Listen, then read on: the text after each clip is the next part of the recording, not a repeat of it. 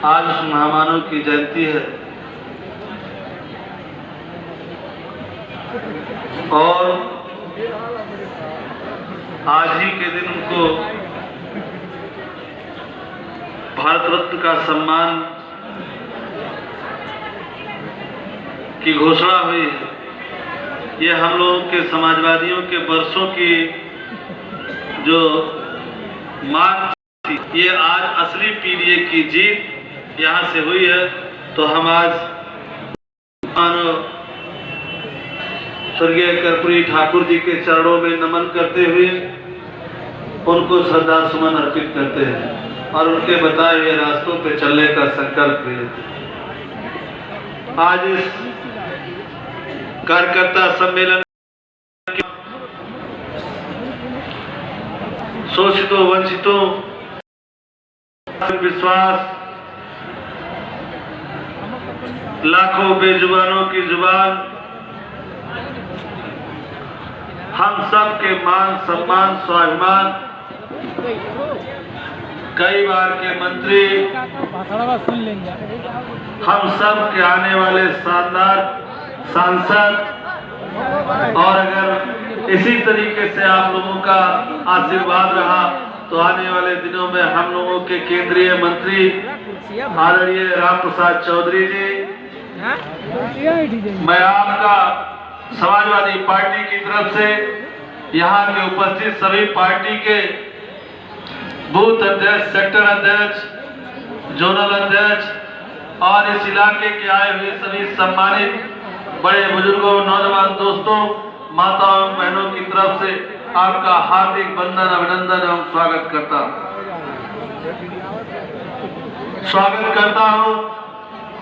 रुधौली विधानसभा के शानदार जानदार विधायक बड़े भाई राजेंद्र चौधरी जी का, जिन्होंने कम समय में हमारे नेता को ताकत देने के लिए आप सबको यहाँ इकट्ठा किया। भाई राजेंद्र चौधरी जी बधाई देता हूँ अपने पूरे सारी मंच को, कप्तानगंज के विधायक जी को तथा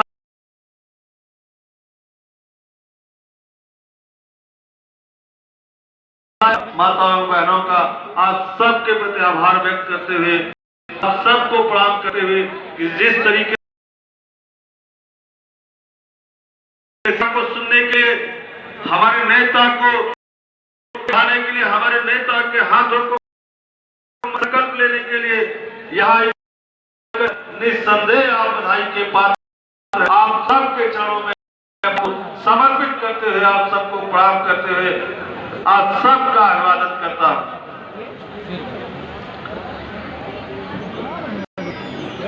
रुधौली ऐतिहासिक सरजमी है और अभी हमारे विधायक जी ने कहा और हम सबको उम्मीद भी है,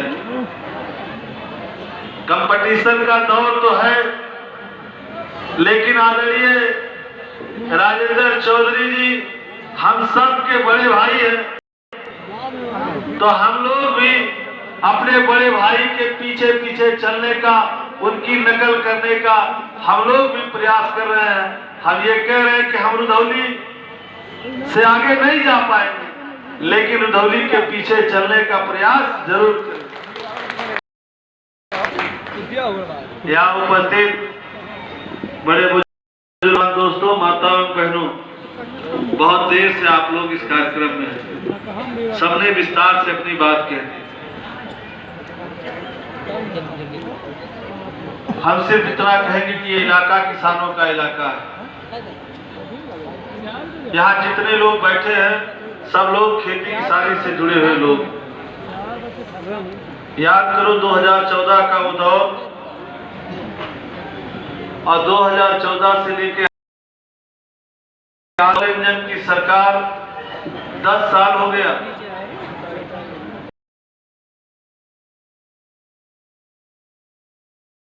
दो मिनट और शांति से बैठ जाए, बहुत ठंडा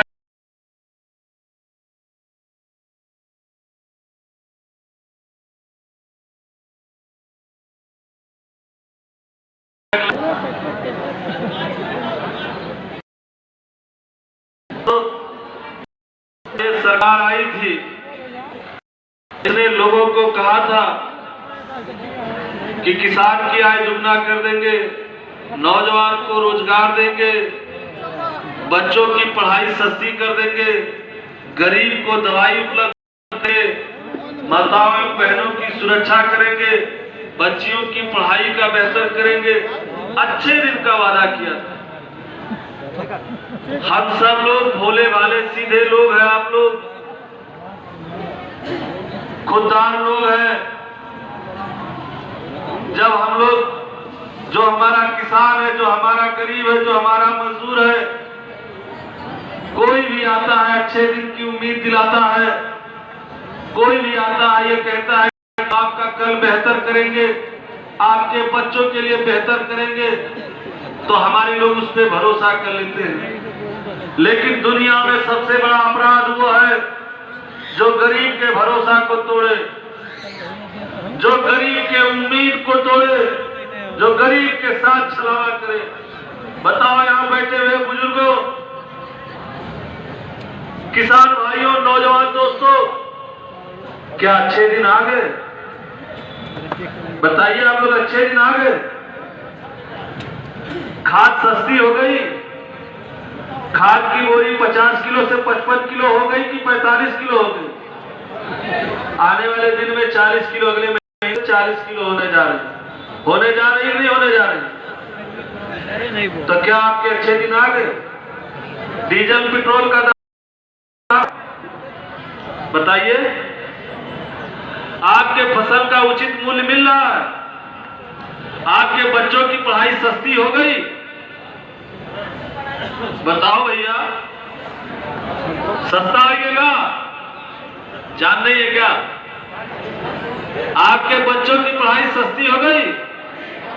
क्या आपके बच्चों को नौकरी मिल गई? क्या गरीब को दवाई मिल रही है? क्या गरीब के बच्चों को स्कूल में पढ़ाई मिल रहा?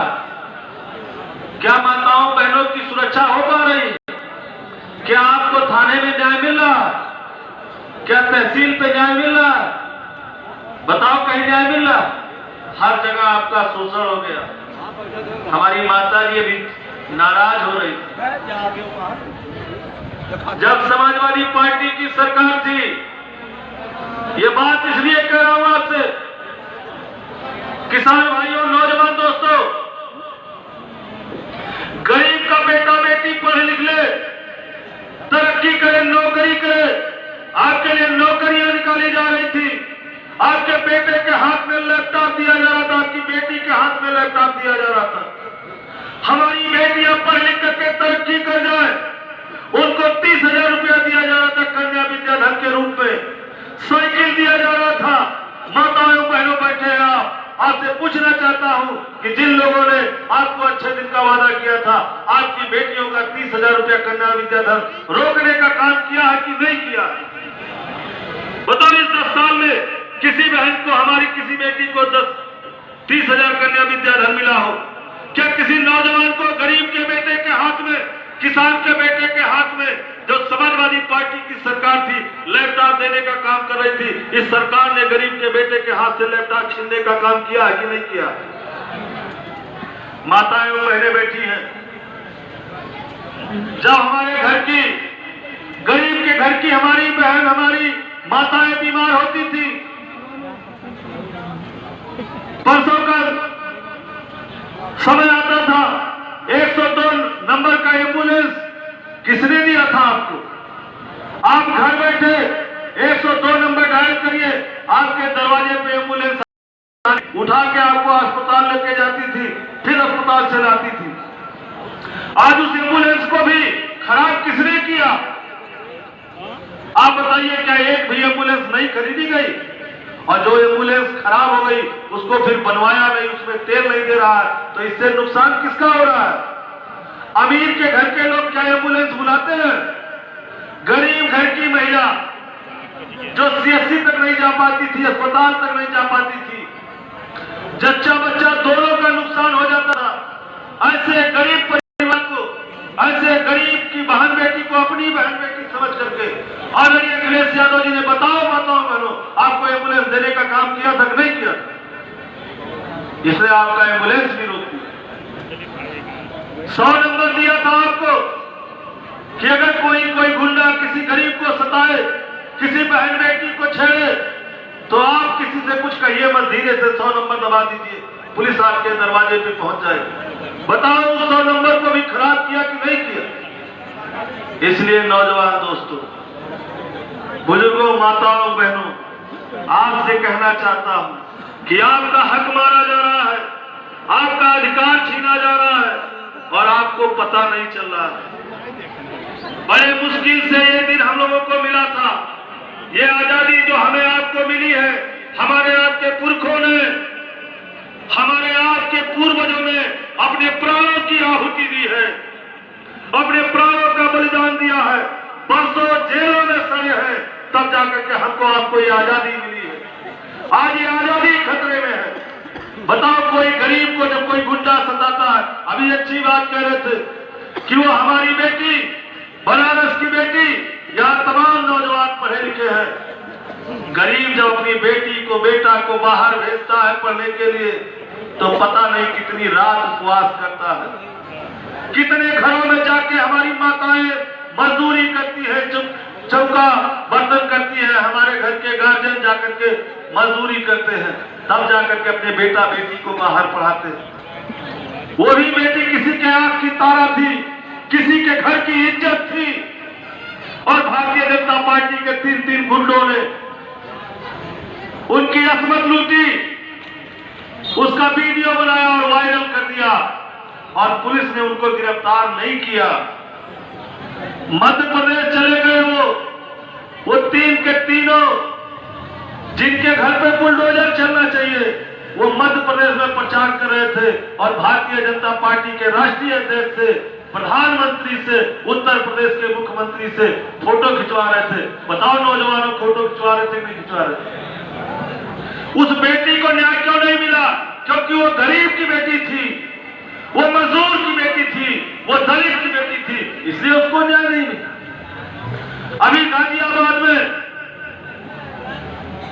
भारतीय जनता पार्टी के नेता ने, भारतीय जनता पार्टी की महिला नेत्री थी, हमारे यहाँ के परिवार से थी, उसके साथ गलत काम किया, ब्लैकमेल किया, वीडियो बना करके, और वो जब थाने पे गई तो उसको न्याय नहीं मिला।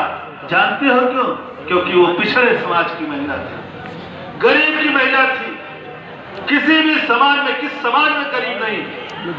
अगले, पिछड़े, दलित, माइनॉरिटी, सब में गरीब। तो आज आपका संविधान खतरे में है, आपका लोकतंत्र खतरे में है। बाबा साहब भीमराव अंबेडकर, जिन्होंने अपने बच्चे की लाश को नहीं देखा और हमारे आपके लिए संघर्ष किया, तब जाकर के हमको आपको ये दिन मिला है, और आज हम आप उसी को बर्बाद करने पे तुले हुए हैं। बताओ, आज संविधान खतरे में है, आरक्षण खतरे में है कि नहीं खतरे में है? लेकिन हम आप सब लोग हाथ पे हाथ रख के बैठे हुए। इसलिए आप सबसे कहना चाहता हूं कि जब सुभाष चंद्र बोस जी, जो आजाद हिंद सेना थी, तो ये गीत गुनगुनाते थे उसके सैनिक, कदम से कदम मिलाए जा, खुशी के गीत गाए जा, ये जिंदगी है कौम की, कौम पे लुटाए जा, तू शेरे हिंद है, तू मौत से कदम मिलाए जा, खुशी के गीत गाए जा। तो बताओ, आप आदरणीय राम प्रसाद चौधरी के साथ कदम से कदम मिला के चलोगे कि नहीं चलोगे? तो हाथ उठा के बताइए सब लोग। आज अगर आज आप लोग नहीं कदम से कदम मिला के चले, अगर एक दूसरे का हाथ पकड़ करके नहीं चले, तो ये दिन लौट के नहीं आएगा। इस देश का संविधान बदल दिया जाएगा। आज अभी देखिए, आपके जैसे लोग गुमराह हो गए थे राजस्थान में, और इनकी सरकार जैसे बनी, या अगर सरकारी कर्मचारी होंगे तो सरकार बनते ही जो वहां ओपीएस लागू किया था, उस ओपीएस को खत्म करके एनपीएस लागू कर दिया। यही बस्ती जनपद में तमाम थानों पे चोरियां बढ़ गई। आप जाते हो तो क्या मुकदमा लिखा जाता? कहीं किसी को न्याय नहीं मिल रहा है, न थाने पे, न तहसील पे, न हर जगह आपके हक अधिकार को मारा जा रहा है। इसलिए आप सब से आह्वान करते हुए, आप सब से अनुरोध करते हुए कि आप सब लोग यहाँ से जाए तो अपने से जो कमजोर हो, अपने से जो सताए हुए लोग हो, उनको गले लगाइए, उनके सुख दुख में शामिल होइए, उनकी मदद करिए, किसी का तिरस्कार मत करिए, किसी का अपमान मत करिए और एक साथ एकजुट होकर के इस जालिम सरकार को उखाड़ करके फेंकिए। और जब तक हमें भरोसा है कि आप सब लोग ऐतिहासिक मतों से आदरणीय राम प्रसाद चौधरी जी को जिता के दिल्ली भेजने का काम करें। ठंडक बहुत है, एक नारा लगा दीजिए, फिर उसके बाद हमारे नेता आपके बीच में आते हैं। समाजवादी पार्टी